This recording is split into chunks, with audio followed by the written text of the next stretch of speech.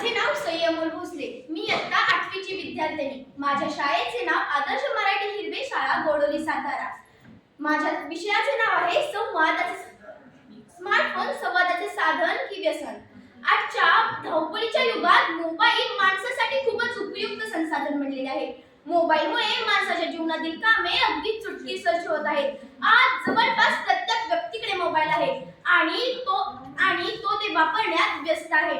मोबाईलमुळे माणसाच्या जीवनातील कामे अगदी सोयीस्कर ठरली आहेत. तसेच मोबाईलमुळे माणसाच्या जीवनात अनेक अडचणी देखील निर्माण केल्या आहेत. शूर आम्ही सरदार आम्हाला काय कुणाची भीती, शूर आम्ही सरदार आम्हाला काय कुणाची भीती, देव देश अन धर्मासाठी प्राण घेतला हाती, देव देश अन धर्मासाठी प्राण घेतला हाती, असं कधी काळी म्हणणारी या देशाची युवा पिढी आणि आजच्या या देशाची युवा पिढी मैदानातील खेळांपेक्षा, ग्रंथालयातील पुस्तकांपेक्षा, कुटुंबातील संस्कारांपेक्षा आणि व्यक्तिमत्वाच्या जडणघडणीपेक्षा त्यांना सकाळी उठल्यापासून ते रात्री झोपेपर्यंत message sending, video calling, selfie अशा मोबाईल व सोशल मीडियाच्या या मोहजाळ्यात युवा पिढीचा वेळ संपून जातो. छत्रपती शिवाजी महाराज, छत्रपती संभाजी महाराज, तानाजी मालुसरे, नेताजी पालकर यांसारख्या अनेक शूरवीरांनी आपल्या देशासाठी आपल्या प्राणांची आहुती दिली आणि इथे आपल्या देशातील युवक blue whale, PUBG, free fire यांसारख्या 3G, 5G गेम्स खेळून स्वतःचा जीव गमावून बसले आहेत. डोळे असून आंधळ्यासारख्या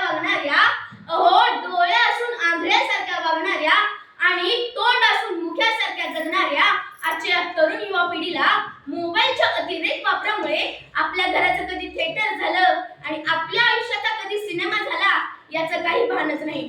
मित्रांनो, ज्या तरुण युवकांच्या हातामध्ये देशाच्या भविष्याचे सूत्र जाणार आहे, आज त्याच तरुण युवकांच्या हातामध्ये दिवसाचा 1.5 GB डाटा संपवणं फक्त एवढंच एक काम असतं. मित्रांनो, मला असं वाटतं की जर या तरुण युवकांच्या हातामध्ये रामायण, महाभारत, भगवद्गीता यांसारखे मोठमोठे ग्रंथ दिले तर हे तरुण युवक नक्कीच स्वतःचं आणि या देशाचं भविष्य उज्ज्वल करतील. पूर्वी एखादा संदेश पाठवायचा असेल तर पत्रलेखन करावे लागत व ते पत्र त्या व्यक्तीपर्यंत पोहोचायला 4 ते 5 दिवस जात असत.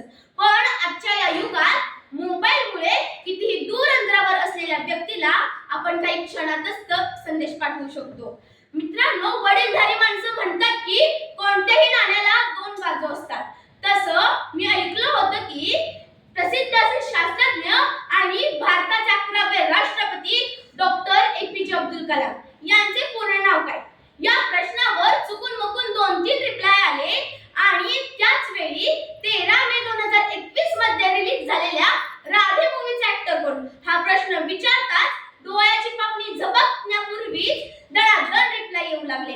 या घटनेवरून मला तुम्हाला सांगण्याची मुळीच गरज नाही की माणूस मोबाईलचा किती प्रमाणात चांगल्या गोष्टींसाठी आणि किती प्रमाणात वाईट गोष्टींसाठी वापर करत आहे.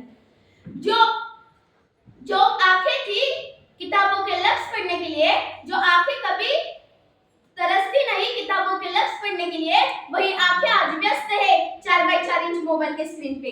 वही आंखें आज व्यस्त है 4x4 इंच मोबाइल के स्क्रीन पे. जाता जाता मला एवढंच सांगावंसं वाटतं की मोबाईलच्या दुनियेत सारं फॉरवर्ड झालंय.